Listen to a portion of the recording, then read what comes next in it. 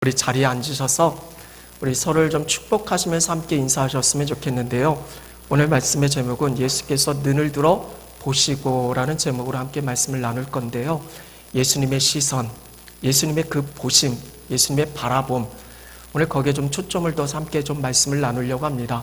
그런 점에서 오늘 좌우 앞에 계신 분들과 함께 인사를 하실 때 옆에 계신 분들 한번 바라보셨으면 좋겠어요. 보이는 그분이 어떤 분이신가? 어찌 보면 내 기준 속에서는 좀 보잘것없어 보이고 별 볼 일 없어 보이는 그분이라 할지라도 하나님의 시선으로 주님의 눈으로 보면 참 귀한 분입니다.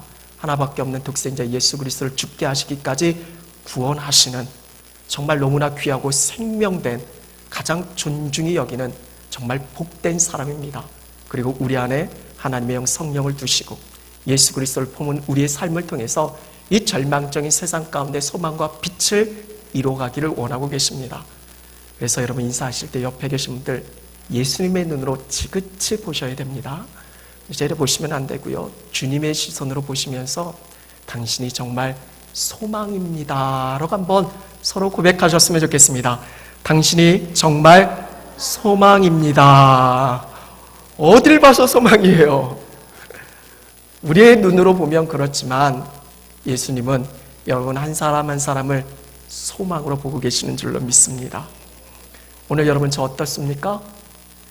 여러분에게 보여지는 저의 모습은 어때요? 그저 그런가요? 1부 때 보신 분들은 바로 큰 목소리로 목사님 멋지십니다 그랬던데 우리 권사님도 안내하시면서 목사님 오늘 멋지시다라고 제가 나름대로 좀 신경을 썼습니다. 보여지는 것은 여러분들에게 동일하게 보여질 수 있지만 아마 사람들마다 보는 시각이 좀 달라질 수 있습니다. 제가 빨간 넥타이를 좀 매고 싶었어요. 근데 선거철이라 매지 못했습니다. 혹시라도 여러분들이 오해하실까봐. 그래서 뭐 선거도 끝났으니까 이제 선물 받고 아직 한 번도 매보지 않은 너무 매고 싶었는데 혹시라도 우리 목사님 빨간색 아니신가 이렇게 염려하실까봐. 사람마다 다르잖아요. 그래서 오늘 말씀은 먼저 이 보이는 것과 참 보는 것이 다르다라는 거. 이 보이는 것은 우리의 시야 속에 똑같이 동일한 현상으로 보여지는데 사람들의 어떤 생각과 사고와 기준에 따라 이 보는 게 너무 달라요. 신방을 가면 어떤 가정에 개가 있습니다. 그러면 개를 보잖아요. 그럼 참 예쁘다, 귀엽다. 근데 옆에 어떤 분은 벌써 입맛을 다지고 있어요. 그는 참 맛있겠네 하면서요.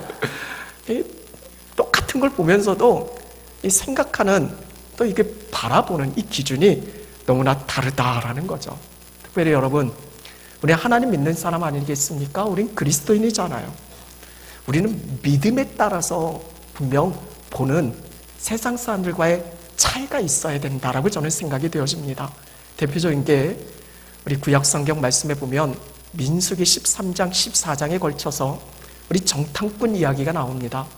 하나님께서 이스라엘 백성들에게 약속하신 귀한 가나안 땅을 그들이 이제 목전에 두고 있습니다. 그래서 모세가 이제 그 땅에 들어가기 앞서서 선택된 대표적인 12명의 사람을 뽑습니다. 그리고 그 사람들을 통해서 하나님이 약속하신 이 땅을 한번 두루 보고 오라라고 명령을 내리죠.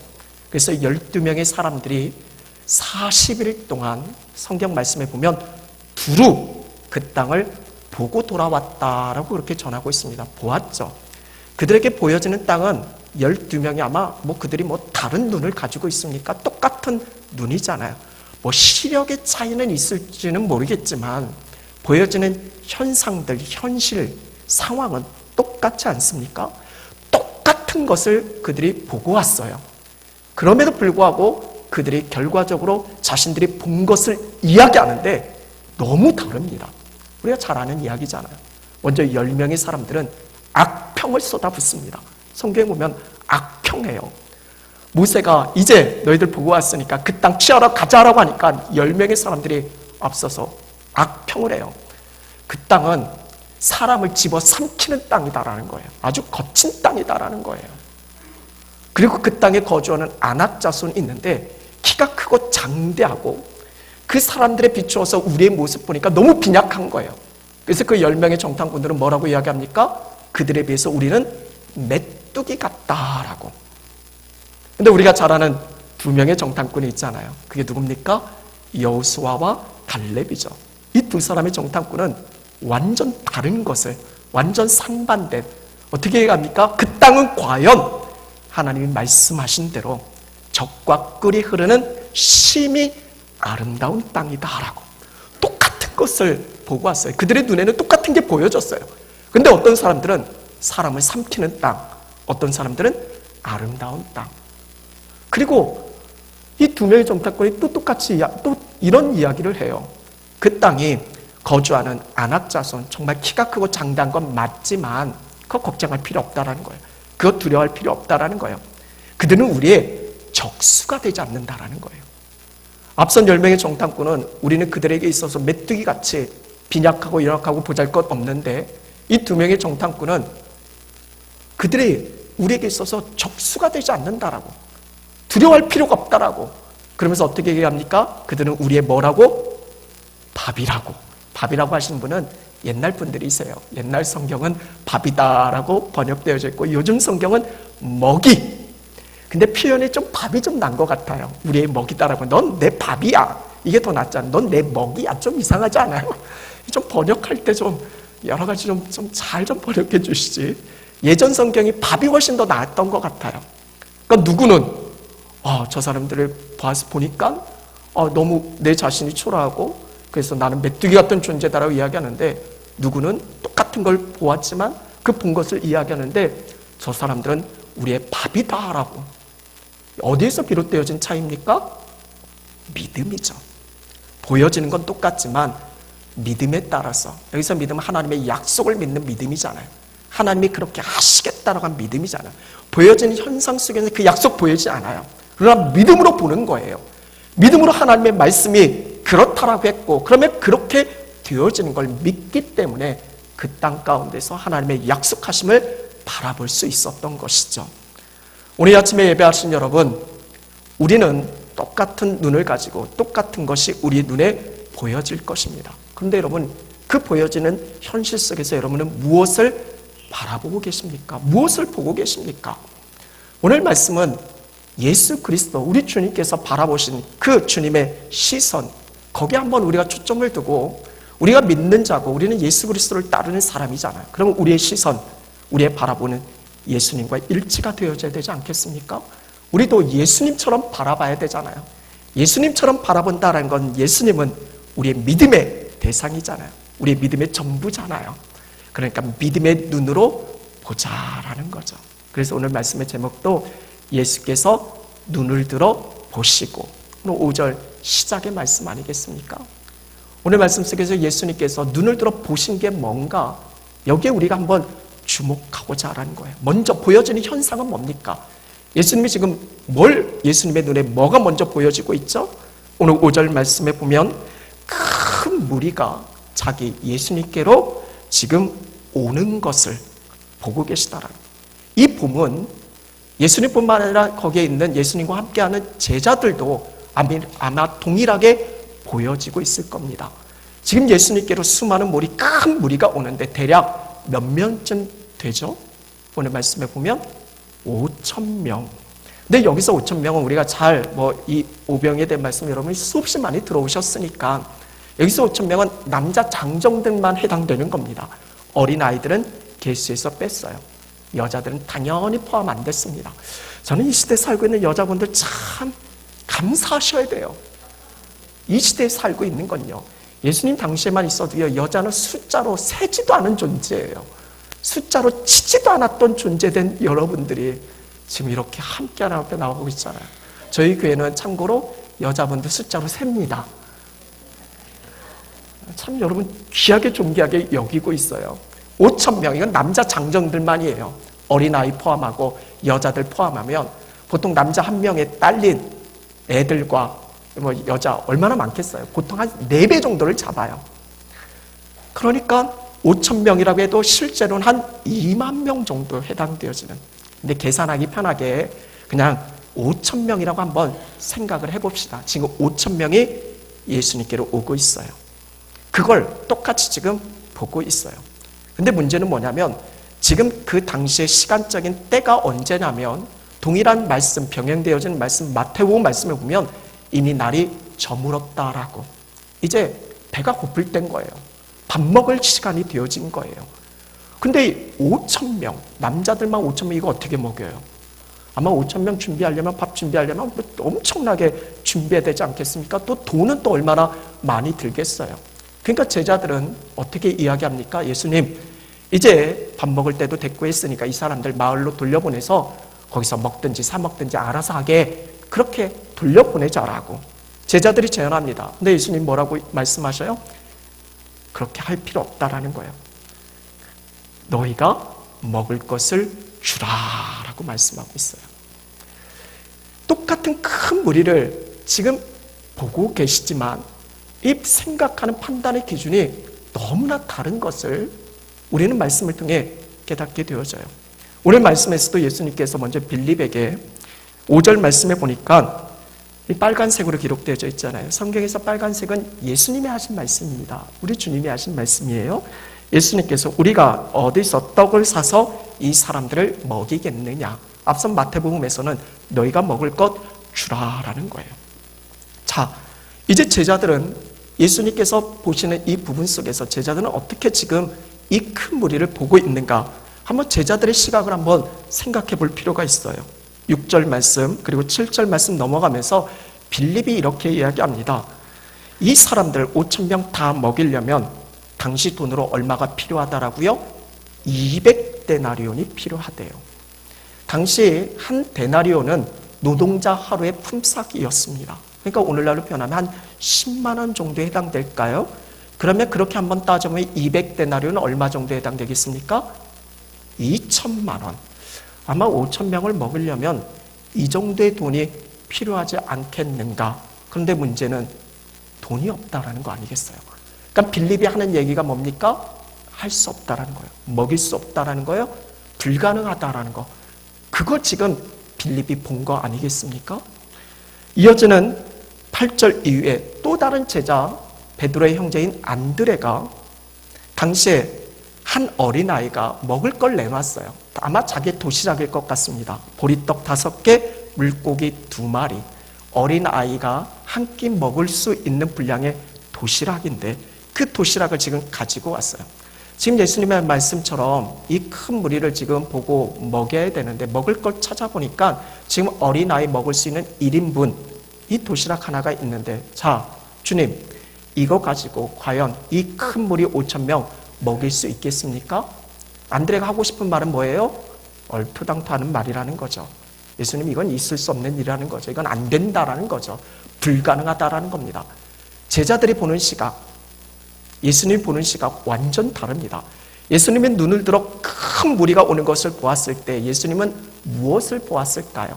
제자들은 그 큰 무리들 우리가 먹일 수 없어. 우리가 저들을 이렇게 함께 이렇게 같이 그들의 어떤 요구에 함께 맞춰줄 수 없어.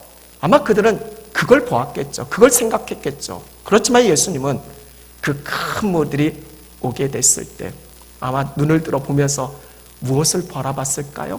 아마 이 사람들이 이제 얼마 후에 배불리 먹고 오늘 말씀의 결론처럼 배불리 먹고 무려 12광주리가 남게 되어지는, 남는다는 건 배불리 채워졌다라는 거 아니에요. 그러니까 지금 배고픈 수많은 사람들이 오게 되어지는 그걸 보면서 예수님은 이 사람들의 요구와 이 사람들의 바람이 다 충족되고 그들이 치료받고 회복되어지고 놀라운 하나님의 크신 은혜를 경험하는 것, 그걸 보고 계신다라는 거죠. 다시 말씀드리면 제자들은요, 보이는 현상, 이걸로 딱 결론 내려지는 거예요. 그래서 보여지는 현실이 그러하다면 그러한 거예요. 그래서 여러 가지 불가능한 적 상황이면 한계 상황이면 그래 불가능해, 한계야, 못해, 안 돼, 그 현실로 딱 판단해서 결론을 내려버리는데 예수님은 어떻게 하십니까? 그 현실을 뛰어넘어서 역사하실 하나님을 보고 계셨다라는 거죠. 저는 그걸 눈을 들어 봤다라고 오늘 말씀 속에 그렇게 표현하고 싶은 거예요. 하나님을 바라보신 거예요. 하나님의 역사를 보고 계셨다라는 거죠. 여러분, 이게 믿음 아니겠습니까? 저는 우리 한우리교회가 이런 교회 되어졌으면 좋겠어요. 하나님이 이루실 역사를 보는 교회. 지금 보여진 현실은 다 고만고만하잖아요. 물론 여러분들 대단해요. 다 저보다 대단하신 분들이지만 세상에 나가보면 그렇게 이름 알아주는 분들이 한 몇몇 분 빼고는 있을까요? 우리를 통해서 소망을 이야기할 수 있겠어요? 무슨 희망을 이야기할 수 있겠어요?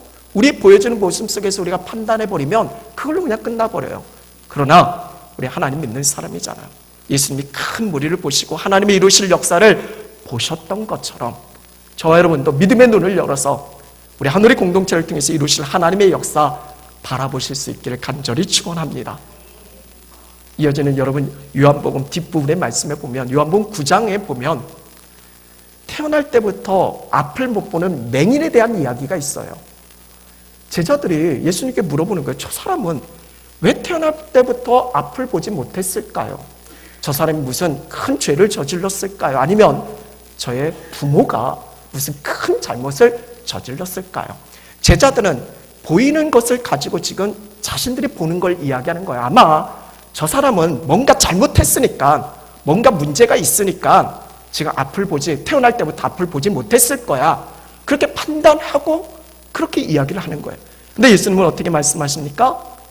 날 때부터 맹인된 그 사람이 똑같이 보여지지만 예수님은 거기서 뭘 보셔요?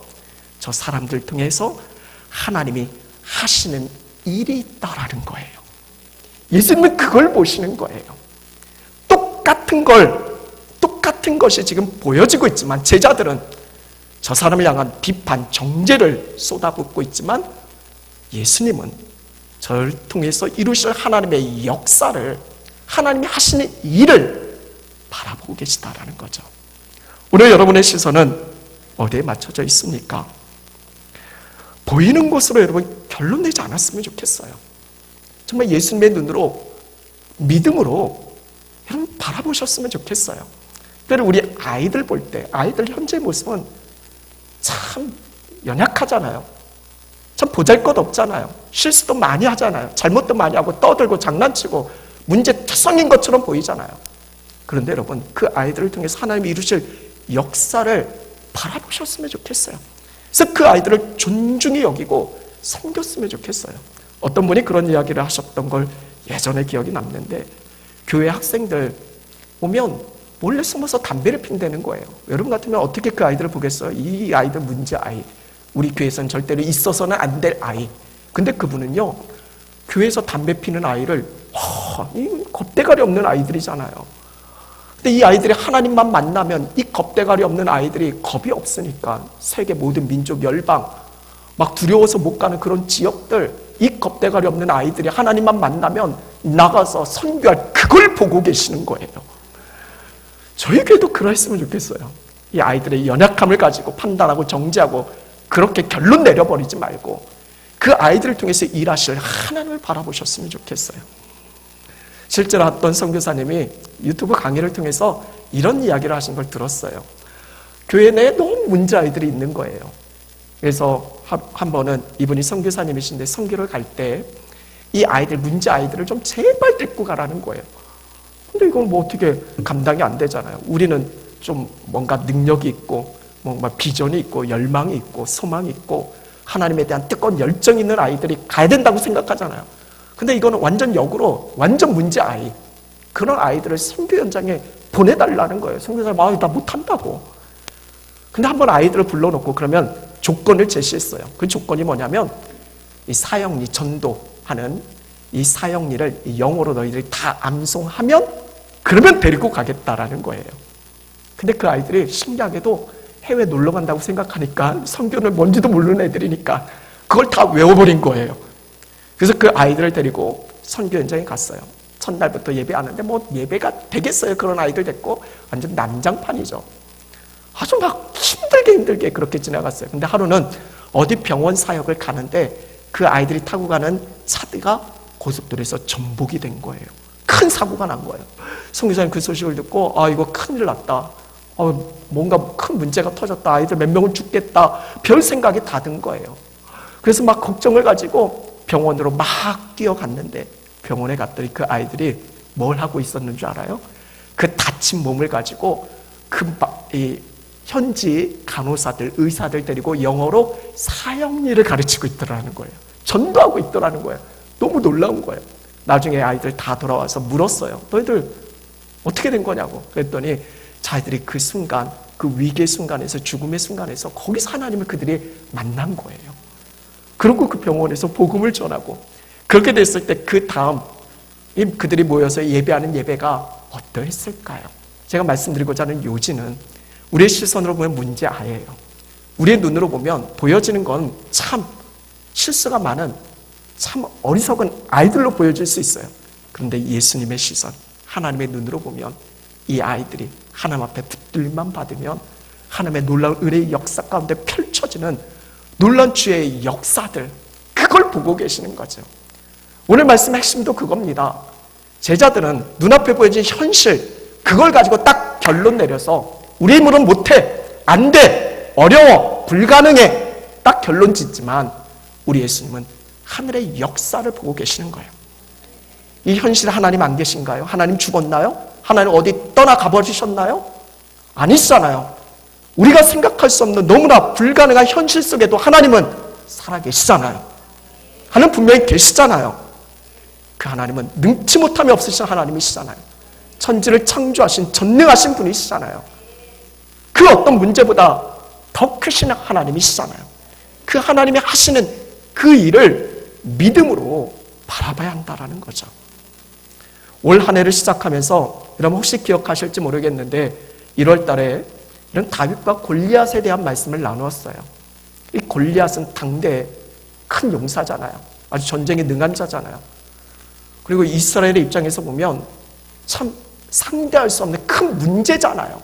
너무나 큰 문제예요. 그 큰 문제 앞에서 골리앗을 보니까 사람들이 다 주눅드는 거예요. 어떻게 해야 될지 모르는 거예요. 그런데 다윗만큼은 어떻게 합니까? 그 골리앗을 문제로 여기지 않았어요. 그 어떤 문제보다 더 크신 하나님을 바라봤어요. 그리고 하나님이 이루실 역사를 믿음을 통해서 보게 되어져요. 사람들은 골리앗만 보니까, 골리앗에 비해 자기 자신을 비춰보니까 이건 어려워요. 힘들어요. 불가능하다 이야기예요. 그러나 다윗은 어떻게 해갑니까? 하나님을 바라보면서 이렇게 선포하며 나아가요. 내가 곰과 사자를 쳐 죽인 것처럼 저 블레셋 사람들, 이 짐승에 하나같이 죽임을 당할 것이다라고. 그러니까 다윗은 큰 문제 앞에서 그 문제에 주눅들고 낙심하고 절망한 게 아니라 그 문제를 통해서 이루실 하나님의 역사를 바라봤다라는 거죠. 오늘 아침에 예배하시는 여러분, 왜 문제가 없겠습니까? 왜 고난이 없겠어요? 우리의 삶의 자리에 왜 힘의 경험이 없겠습니까? 그러나 앞서도 말씀드린 것처럼 우리 하나님은 살아계십니다. 여전히 역사하시는 분이십니다. 이 세상 만물 통치하십니다. 하나님의 허락이 없으면 참새 한 마리도 이 땅에 떨어지지 않는다. 그렇게 말씀하시는 분이십니다. 모든 것이 하나님의 섭리하에 이루어지는 것입니다. 그 하나님을 믿는다라면 눈앞에 보여진 현실로 우린 결론 맺지 말자라는 거예요. 그 안에 계신 하나님을 바라보자라는 거예요. 그래서 하나님이 이루실 역사를 기대하고 꿈꾸자라는 거죠. 지난 6개월의 시간 여러분 어떠셨나요? 벌써 이제 절반이 흘러가는데 과연 어떻습니까? 여러분 뭘 보고 계시나요? 우리 삶의 자리를 보면 똑같잖아요. 그냥 다람쥐 쳇바퀴 돌듯이 똑같은 삶의 자리가 반복되어지지 않습니까? 여전히 똑같은 사람 만나고, 여전히 내 자신을 비춰보면 실수도 많고 연약함도 많고, 여전히 상황은 불리하고, 여전히 내 능력에는 한계가 있고, 환경적으로 보면 기대와 소망을 찾아보기가 참 쉽지 않은 그런 부분일 수 있습니다. 그런데 여러분 오늘 말씀처럼 그거에만 집중하면 우리는 못하죠. 그것만 보면 우리는 끝난 거죠. 결론 맺어서 못한다라는 거죠. 그러나 오늘 주님처럼 눈을 들어 하늘 바라봅시다. 주님 바라봅시다. 하나님의 역사하심을 기대하고 소망하고 꿈꾸셨으면 좋겠습니다. 이스라엘 백성들이 가나안 땅에 들어가서 하나님이 약속하신 땅을 취하는데 이제 시간이 흘리면서 그들이 지치는 거예요.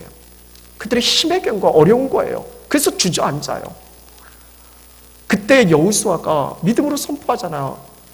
언제까지 이렇게 주저앉아 있겠냐라는 거예요. 언제까지 이렇게 지체하겠냐라는 거예요. 언제까지 이렇게 더디 가겠냐라는 거예요. 가서 땅을 그려오라라고. 하나님 주신 땅을 믿음으로 그려오라라고. 지금 주어진 상황과 환경을 보면 힘들어 어려워요. 못하겠어요. 그래서 주저앉고 낙심하고 절망해요. 그러나 우리는 하나님의 백성이자 하나님의 자녀잖아요. 하나님이 선택하셨잖아요. 우리를 부르시고 세워주신 하나님의 뜻하시면 분명한 하나님의 목적이 있잖아요. 그러면서 우리에게 주신 약속도 있잖아요. 내가 너와 항상 함께 하시겠다고. 우리가 그토록 힘들고 어려워하는 그 부분에도 나 혼자가 아니라 하나님이 함께 하신다는 거잖아요. 그러면 그 하나님의 그 문제를 능히 해결하실 수 있는 분이잖아요. 그 상황과 환경, 그 현실을 능히 넘어서게 하실 수 있는 분이시잖아요. 그걸 보자라는 거예요. 그래서 믿음으로 나가자라는 거죠. 그렇기 때문에 여러분, 현실이 물론 주어진 상황이 중요하긴 하겠지만 진짜 중요한 건 그 현실을 우리가 어떻게 해석하느냐, 그리고 그 안에서 우리가 무엇을 해나가느냐, 이게 중요한 것 아니겠습니까? 보통 우리는 내 상황과 환경을 바꿔달라고 이야기 많이 하잖아요. 근데 중요한 것은 근본의 해결책은 상황이 바뀐다고, 환경이 바뀐다고 근본적인 해결이 되어지는 건 아니에요. 내 안에서 온전히 하나님과의 관계가 이어질 때, 그러면 그 다음 상황, 환경 큰 문제가 되지 않아요. 우리는 자꾸 상황 핑계하잖아요. 환경 핑계하잖아요. 진짜 문제는 내 스스로 하나님을 바라보지 못하고 있음. 이게 큰 문제 아니겠습니까? 그래서 오늘 말씀을 통해서 잘 아는 오병이어의 기적의 말씀인데, 이 놀라운 하나님의 기적과 역사가 펼쳐질 수 있는 것은 예수님처럼 눈을 들어 바라봤을 때 믿음 안에서 이루어질 수 있는 것이다. 그것을 깨달으실 수 있는 저와 여러분, 우리 모두가 되어질 수 있기를 간절히 축원합니다. 말씀을 마무리하면서 잘 아는 예화 하나를 좀 드릴게요. 코끼리 예화입니다. 코끼리는 아주 엄청나게 크잖아요. 아주 힘도 세잖아요. 근데 그 코끼리를 사육하는 방법이 있는데, 큰 코끼리는 사육하기가 쉽지 않아요. 그런데 코끼리를 잘 사육해서 뭐 쇼나 또 여러 가지 어떤 사람이 원하는 방법 속에 그 코끼리를 이용하기 위해서는 아주 어렸을 때부터 이 코끼리를 잘 이렇게 훈련을 시켜야 되는데, 어떻게 처음에 훈련을 시키냐면 아마 여러분도 아실 거예요. 이 어린 코끼리를 쇠사슬에 묶어 놓는 거예요. 발목이나 그런데 묶어 놓으면 처음에 좀 발버둥 치지 않겠어요? 벗어나려고? 그런데 이 어린 코끼리의 힘으로는 그 쇠사슬을 끊을 수가 없는 거예요. 그러니까 계속해서 며칠이고 계속해서 반복하다가 이게 안 되는 거예요. 안 되면 스스로 안 되는구나. 이 자신의 기억 속에 이제 안 되는 무력감이 들어가는 거예요. 그때부터 길들여지는 거죠. 순종하게 되어지는 거죠. 여러분, 코끼리는 커가면 힘이 생기잖아요. 자기에게 있는 힘이 있잖아요. 그러면 이제 어렸을 적엔 그럴 수 있지만 크면 얼마든지 그 쇠사슬을 아주 끊어버릴 수 있는 힘이 있음에도 불구하고 어렸을 기억에 있어서 시도조차 안 하는 거예요. 그렇게 무력한 거예요. 그래서 코끼리를 그렇게 훈련시킨다라고 그렇게 들었어요. 근데 여러분, 일전에 한번 코끼리가 어떤 지역을, 동물원을 탈출한 그런 게 보도된 적이 있어요. 그래서 그 지역을 아주 쑥대밭으로 만들었다라는. 그런데 이 코끼리 전문가들이 이해할 수 없는 거예요. 코끼리는 절대로 탈출할 수 없다라는 거예요. 사육된 코끼리는. 왜냐하면 그들의 기억 속에는 그걸 시도조차 못하는 그런 기억들이 있으니까. 그래서 한번 조사해봤어요. 어떻게 이런 일들이 일어날 수 있겠는가. 근데 조사해봤더니 그 코끼리가 일전에 한번 무슨 코끼리 옆에 뭐가 무너지는 걸 하면서 이 코끼리가 놀란 거예요. 놀래면서 자기를 묶고 있는 그 쇠사슬을 끊어버린 거예요. 자기가 일부러 끊어버리려고 한 게 아니라 놀래서 발버둥 치다 그게 끊어져 버린 거예요. 새로운 경험이잖아요. 아주 어렸을 때부터 이 세상은 보고 묶여있는 자신 속은 이제 못해, 안 돼, 그런 생각을 하다가 어느 순간 완전 새로운 경험을 한 거예요. 그때부터는 완전 달라진 거죠. 전문가들에 의하면 이 코끼리는 다시는 사육할 수 없다라고 그런 이야기를 하잖아요. 제가 이 말씀을 마무리하면서 왜 드리냐면 복음을 좀 이야기하려고요. 우리에게 기쁜 소식이 있는데, 여러분, 우리는 죄와 사망으로 묶여있는 인생이었어요. 존재였어요. 그래서 결국 사단의 종 아래 있었고, 사단의 종 아래 있었고, 영원한 멸망 가운데 처할 수밖에 없는 그런 인생. 우리가 가진 힘으로, 우리의 능력으로 할 수 있는 한계가 있어요. 못해요. 절망이에요. 낙심입니다. 그렇지만 복음 대신 예수 그리스도 주님이 우리에게 오셨어요. 십자가를 지시고 우리를 위해서 피 흘려 죽으시고 우리에게 영원한 생명을 허락해 주셨어요. 예수 그리스도를 통해서 죄와 사망 권세가 완전히 끊어졌어요. 우리에게는 능력이 있습니다. 권세가 있어요. 예수 그리스도를 믿는 자에게는 하나님의 자녀됨의 권세가 있다라고. 하나님의 능력이 있어요. 하나님의 강력한 힘이 그리스도인 된 우리 안에 주어져요. 성령을 통해서 말이죠. 여러분 제자들 보세요. 성령 받기 전 제자들의 모습은 참 연약했잖아요. 비겁했잖아요. 인간적으로 보기에 참 형편없어 보였잖아요. 그러나 그 안에 하나님의 영, 성령으로 충만하니까 세상 가운데서 놀라운, 감당할 수 없는 놀라운 죄의 역사를 펼쳐가는 능력의 사람들이 되어지잖아요. 말씀드리고자 핵심의 요지는 그렇습니다. 여러분 그리스도인 아니십니까? 여러분 하나님 안 믿으십니까? 여러분 안에 성령 안 계신가요? 예수 그리스도를 주로 고백한 우리 모두에게 하나님의 영 성령이 있잖아요. 여전히 그리스도인 되어지고 하나님 믿는다라고 하면서 우리의 삶의 반복 속에서 우리는 이 코끼리가 죄 사슬에 묶여있는, 이 사슬에 묶여있는 그 힘이 있으면서도 불구하고 그 예전의 기억 속에서 묶여있어서 난 못해, 안 돼. 그런 생각으로 여전히 살아가는 그리스도인들이 너무나 많이 있다는 거예요.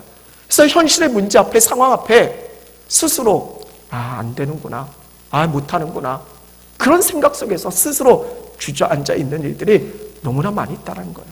여러분 다시 한번 새로운 주의 은혜를 경험하셨으면 좋겠어요. 하나님 우리에게 힘을 주셨습니다. 능력을 주셨습니다. 우린 그리스도인이에요. 성령의 사람이에요. 이미 예수 그리스도를 통해서 죄와 사망의 사슬이 완전히 끊어졌어요. 이제 우리에게 힘이 있어요. 능력이 있어요. 믿음 안에서 담대히 나가시면 되는데 우리는 보이는 현실에 주눅들고 그 현실 속에서 우리 스스로가 한계를 짚고 그 한계 속에서 그냥 넘어져 있는 그런 일들을 너무 많이 반복하고 있다는 거예요. 여러분 하나님 기대하셨으면 좋겠어요.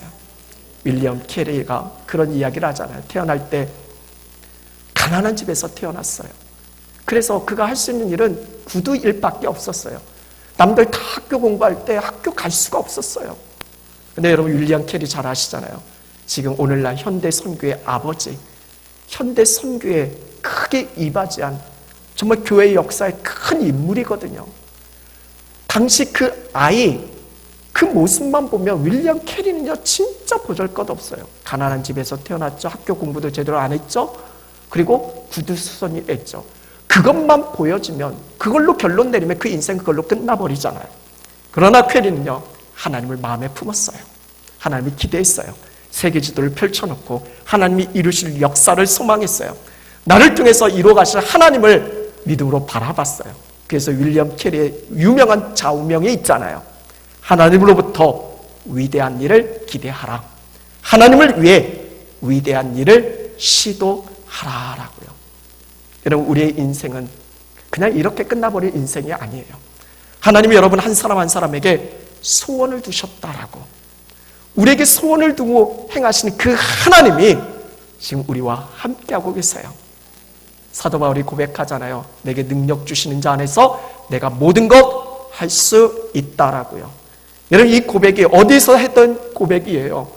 막 자기 힘이 있어서 능력이 있어서 세상 가운데서 많은 걸 할 수 있어서 그래 할 수 있어. 자기 상황이 좋아서, 자기 어떤 조건이 좋아서, 형편이 좋아서, 보이는 현실이 잘 풀려서 그래서 할 수 있어. 그렇게 이야기한 게 아니잖아요. 지금 사도 바울은 감옥에 갇혀 있어요. 빌립보서의 말씀이 옥중서신이잖아요.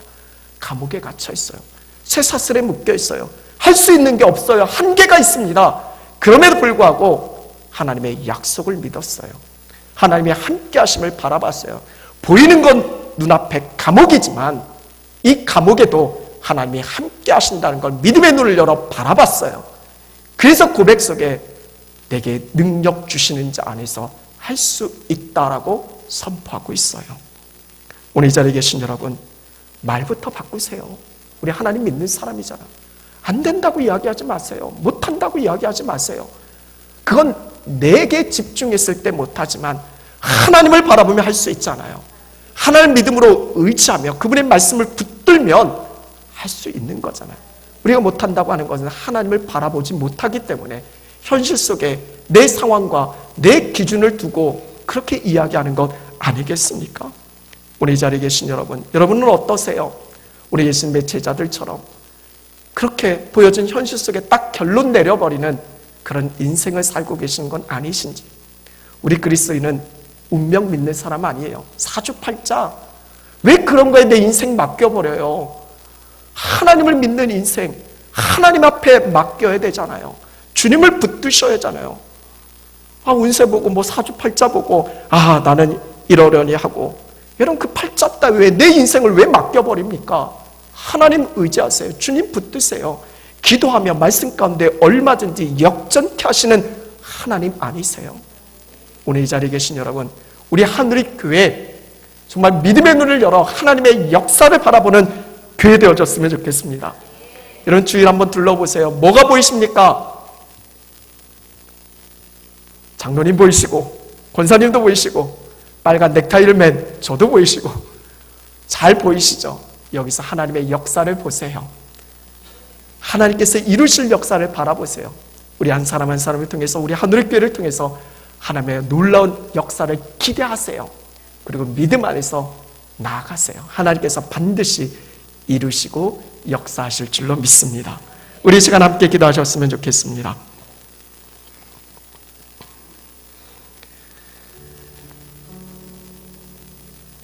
여러분 스스로를 보실 때 현실에 비추어서 스스로 나의 모습을 보면 참 연약해 보여요. 때로는 어떻게 해야 될지도 모르겠어요. 막막해요. 그런데 여러분 우리가 집중하고 바라봐야 할 것은 하나님이 보시는 나예요. 하나님이 나를 어떻게 보실까? 여러분 하나님이 여러분을 어떻게 보실 것 같아요? 너는 구제불능이야. 너는 안 돼. 너는 어려워. 하나님이 그렇다면 우리를 그리스도인 되게 하셨을까요? 그렇다면 우리에게 사명 맡기셨을까요? 아니잖아요. 비록 연약하고 부족하고 실수투성이지만 하나님이 우리를 그리스도인 되게 하시고 우리에게 사명 맡기셨을 때는 그의 힘과 능력도 더불어 주셨고 감당할 수 있는 하나님의 역사를 믿음으로 바라보고 계셔요. 그렇기 때문에 우리를 위해서 생명까지 내어주신 거예요. 여러분 존귀한 인생이에요. 여러분 보배로운 인생입니다. 여러분 한 사람의 인생의 가치를 세상에 그 무엇으로 환산할 수 있겠습니까? 하나님의 생명값인데, 주의 피값으로 사는 그런 존재인데 왜 스스로에게 자꾸 여러분 못한다 안 된다 그렇게 주눅 들어가면서 내려가나요? 주님 바라보세요. 주님 붙드세요. 내 가정이 이러니까, 내 남편이 이러니까, 내 운명이 이러니까, 내 팔자가 이러니까, 그건 믿지 않는 세상 사람들 이야기잖아요. 우리 하나님 믿는 사람이잖아요. 그 어떤 운명도 뒤바꾸는 분이시잖아요. 역정케 하시는 하나님이시잖아요. 그 가난한 집에 태어나서 구두수선밖에 할 수 없던 그 인생이 세계 열방을 다니면서 하나님의 역사를 펼쳐갔던 윌리엄 캐리, 이게 남의 이야기입니까? 우리의 이야기 되셨으면 좋겠어요. 나의 이야기 되셨으면 좋겠어요. 우리 하늘의 교회 이야기가 되었으면 좋겠습니다. 이 시간 주여 한번 외쳐 기도하실 때, 주여 주님만 바라보겠습니다. 나를 사용하여 주옵소서. 나를 통해 일해 주옵소서. 주의 선하신 역사 바라보게 하여 주옵소서. 우리 주여 한번 외치시고 통성으로 기도하시겠습니다. 주여 살아계신 하나님, 운명, 팔자, 운세 따위에 내 인생 맡기지 말게 하여 주옵소서. 우리의 인생을 맡길 분은 오직 예수 그리스도 하나님뿐이십니다. 눈을 들어 주님 바라보게 하여 주옵소서. 깨어 기도하게 하시고 주의 말씀 붙들게 하시고 믿음으로 하나님을 바라게 하여 주옵소서.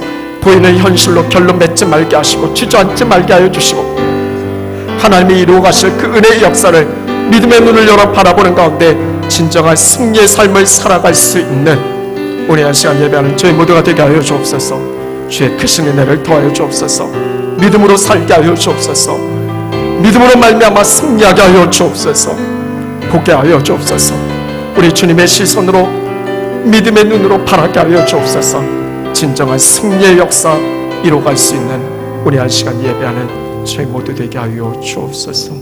살아계신 하나님, 믿음의 눈을 열어 주님처럼 보게 하여 주옵소서. 큰 무리가 주님께로 왔을 때 주님의 보는 시각과 제자들의 시각이 얼마나 달랐는지 오늘 우리의 삶의 자리를 돌아보게 하여 주시고 보이는 현실에 우리가 결론 맺게 하였지 말게 하시고 비록 불가능하고 비록 어렵고 힘에 겨운 상황이라 할지라도 그 상황 가운데서 하나님이 이루실 역사 보게 하여 주셔서 믿음으로 담대함으로 그 상황과 환경 그 현실을 뛰어넘어서 주의 역사 이루어갈 수 있는 진정한 승리하는 복된 인생들 다 되게 하여 주옵소서. 예수 그리스도의 이름으로 기도드립니다. 아멘.